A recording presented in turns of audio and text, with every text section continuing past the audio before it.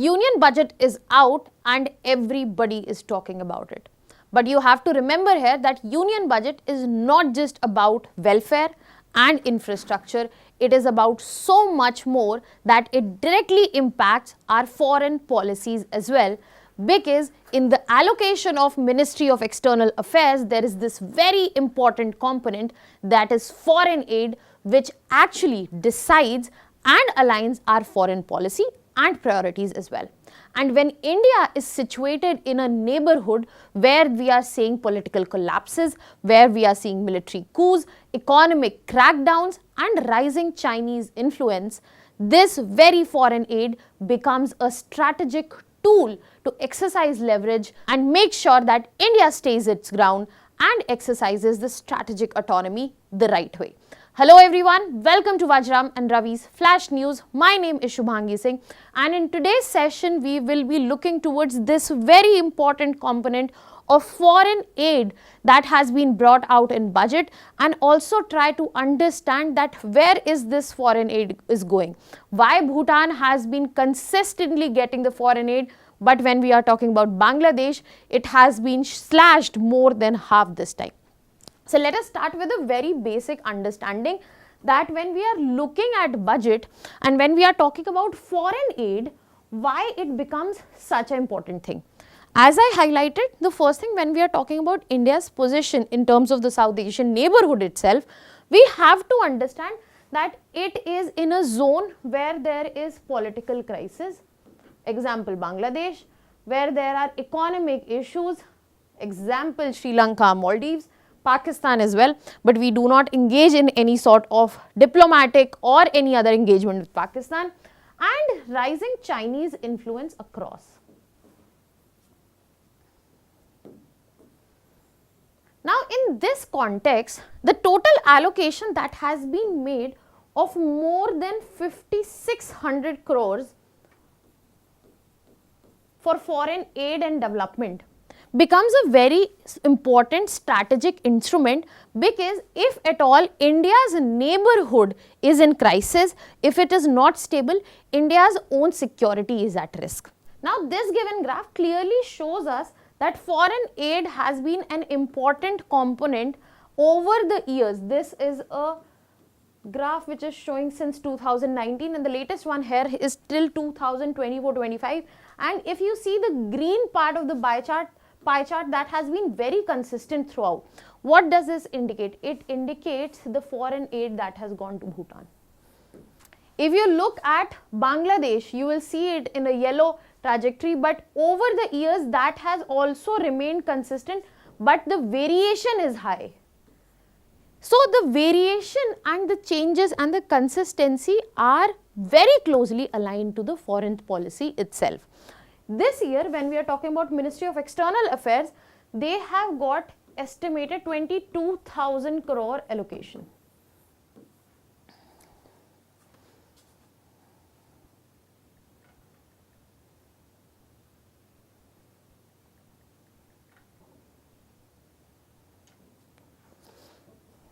Which is an increase as compared to last year by 7.8% if we get to see. And another important factor that I have already told, that almost 56,085 crores have gone to foreign grants and development aid. And this rise in the 7.8% that we are seeing and the specific number that we are talking, 5,685 crores. And this rise is exactly indicative of that we have more diplomatic engagement to manage and look into. Adding to that, we have higher uncertainty, we have higher chaos, and we would want to manage that, and we also have to look into neighborhood management. So that is why you get to see the numbers changing this time, especially for Ministry of External Affairs, and this is not a random rise, this is a very strategic thought of a rise that has been put forth in terms of allocation for Ministry of External Affairs. Now when we are talking about foreign aid itself, we should straight away move to look into the neighborhood first policy and look into that how it is being put at forth through the budget.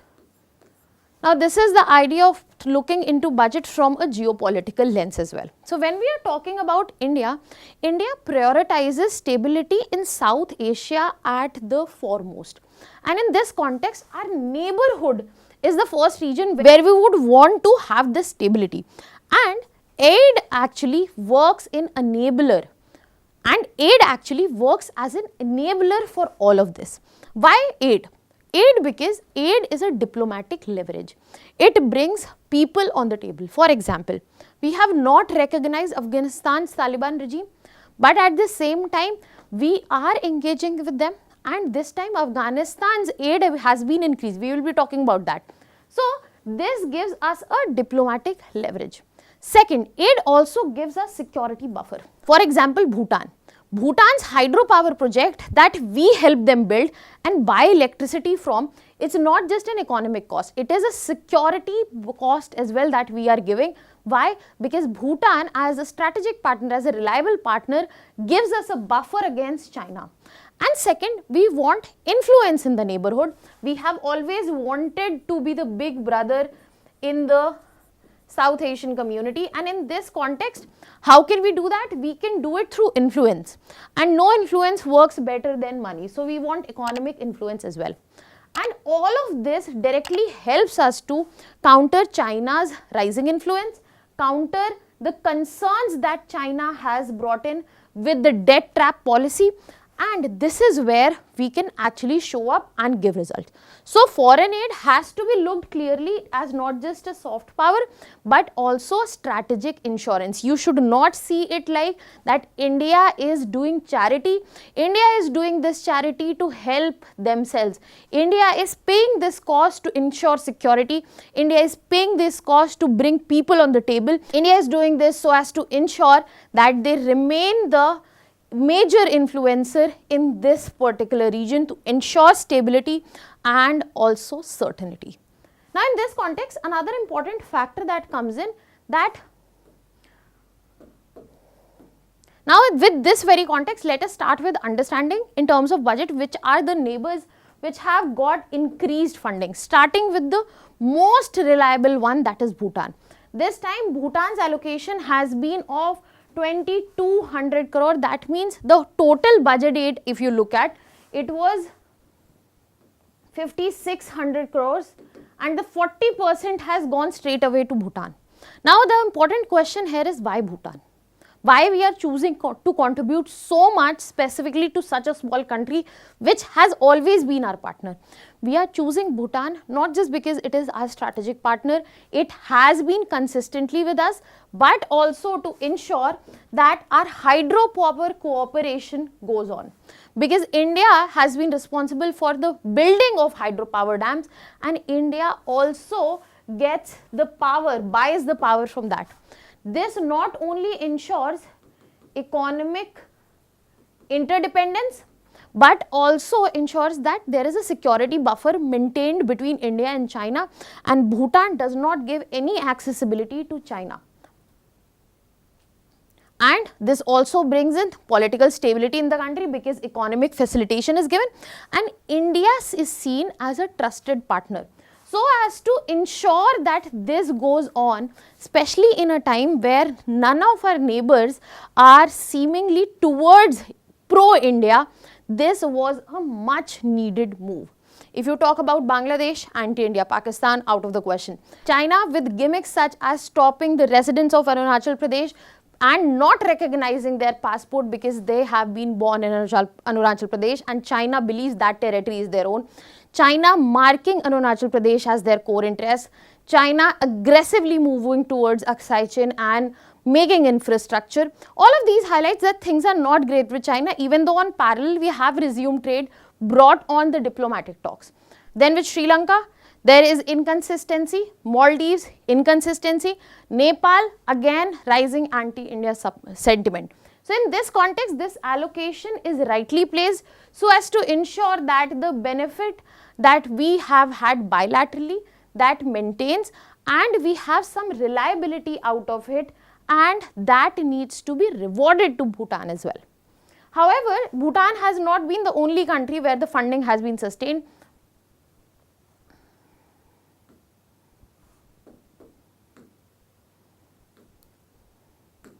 Next we have Nepal and Sri Lanka.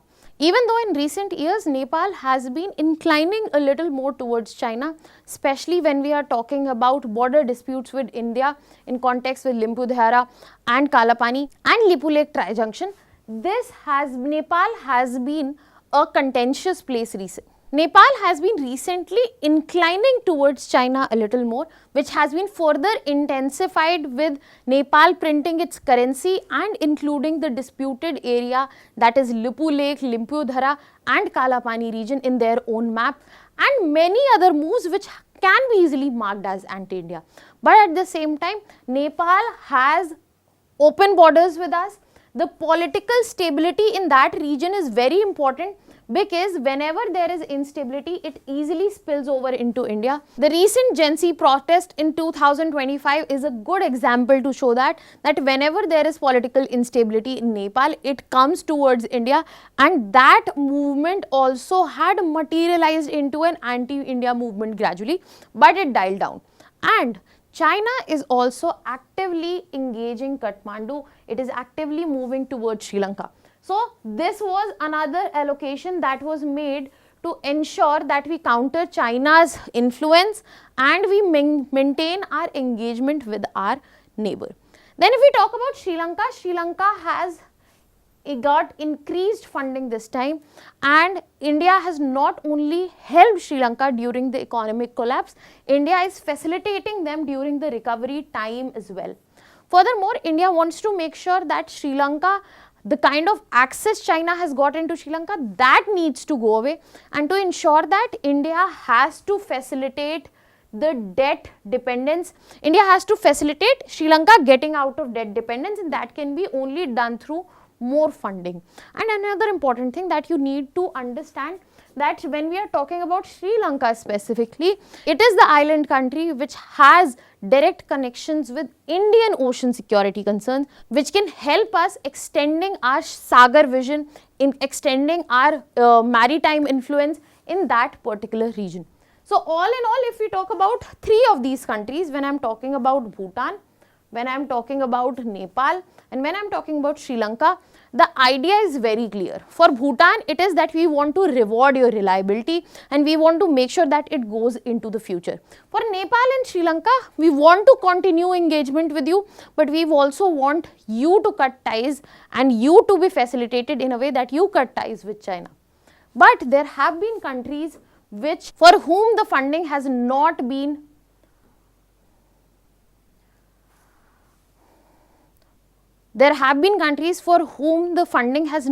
consistent, and many would expect that Afghanistan would be on this list. But as a surprise, no, Afghanistan has got major funding yet again this time, 150 crores, and it has been done since India has upgraded its Kabul mission. So India has dedicated itself that the whole Kabul mission would be continued with development projects even after Taliban regime. And you have to remember that India still does not recognize Taliban's regime in Afghanistan. So India is taking a pragmatic approach in this context, so as to ensure regional stability, so as to ensure regional security, so as to ensure stability and quiet diplomacy. They have not made big announcements that okay, we are recognizing. They have not gone for big diplomatic engagements, but quietly they are contributing to the cause of regional security and stability, and they are placing the security at the prime, and they are making sure that the ideological discomfort is not compromising on security at all. Now, these are the countries which have been facilitated in terms of funding, but there is a list, as I said, which have seen a cut down, and there are reasons for that as well. For example, if we talk about Bangladesh, there has been a 50% slash, down from 120 crore to only 60 crores, and simple reason for that. As of now, Bangladesh has been in a political chaos mode since 2024. There have been attacks on minorities, Hindus, and that is a point of discomfort for India. Furthermore, the bigger picture has been painted that India stands as a villain in Bangladesh, And in the recent times, Bangladesh is not only tilting towards Pakistan, Bangladesh is tilting towards all the anti-India forces, be it Turkey, be it China. So in this context, India has tried the diplomatic approaches, India has raised their concerns, but they have been ignored. So this allocation is a message, is a warning from India that the aid that we give to you is conditional. It is not unconditional, and you cannot compromise on the mutual respect. If you do so, we will also retort the same way. Another important country on the list has been this time, that is Maldives and Myanmar, and the reasons are very clear. If you are talking about Maldives, the recent India out narrative that has been set there and the growing Chinese influence which is marked and visible, that is why we get to see reduced allocation. Even after that, the number is not that small, and Myanmar, the allocation has been 300 crore, but the reason here in terms of deduction has been the military coup and the military backed political party winning the election, which will again lead to instability. Then the security concerns, especially along India's northeast, which facilitates insurgency in northeast, has been a major concern that Myanmar has not addressed for the longest time. So again we get to see that if your country is the point of instability, if it has an anti-India narrative setting out, we cannot cooperate, and we are going to gradually limit our cooperation, which we see in this scenario. Now when we are talking about neighbours, we have understood the allocation pattern. We have to go beyond our neighbours as well.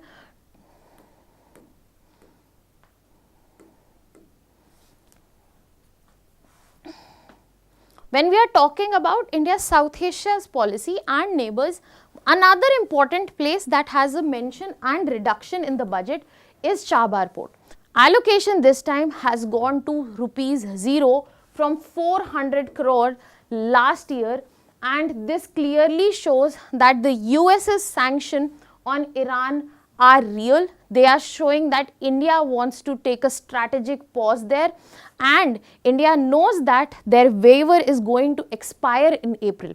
If you want to understand in detail what exactly is the situation regarding the waiver, you can go and watch this given video so as to understand this in detail. Now when India knows that their waiver of the sanction is going to out of the window, and in this context it would be almost non-feasible to work there, so they are keeping that in mind, and that is why the allocation has been paused. No allocation has been made. So that means we still want to, that means it absolutely does not mean that the project is not important, but at this time the reasons in front of us show us that if we put in money anywhere, it might turn into zero. So that is why we are taking a temporary pause and looking into the situation, and then maybe later there can be some emergency allocation or required allocation that can be done. Now going beyond our neighborhood, we will be looking into the funding that has been done beyond South Asia, because this also gives us a very important message. Because if you look at Africa, 225 crores. If you look at Latin America, increased funding 120 crore, and there has been a special set outside for disaster relief. So this shows that India wants to be the representative of Global South, the voice of Global South, and it is ready to be there as a development partner, not just as a occupier, not just as a hegemon, not just there for the resources itself. Now all of this allocation of the foreign aid that has been done in this particular budget clearly shows that foreign aid is a strategic tool which will be used as a reward, example Bhutan, warning, example Bangladesh, and a stabilizer, example Afghanistan. And in all of this you will clearly see that China factor is deeply involved. So we have to remember that foreign aid is not a charity that India is doing. It is showing that it is a strategic tool, it is being dealt with strategic maturity, and it is showing that India is keen on interest-based diplomacy. Now on this note, I will be leaving you here with the conclusion that foreign policy is written not only in numbers, but Foreign policy is written in numbers. That is the kind of contribution that you make. It is not just in handshake and speeches. What are your thoughts on this? Let me know in the comment section. That was all from my side. Thank you so much.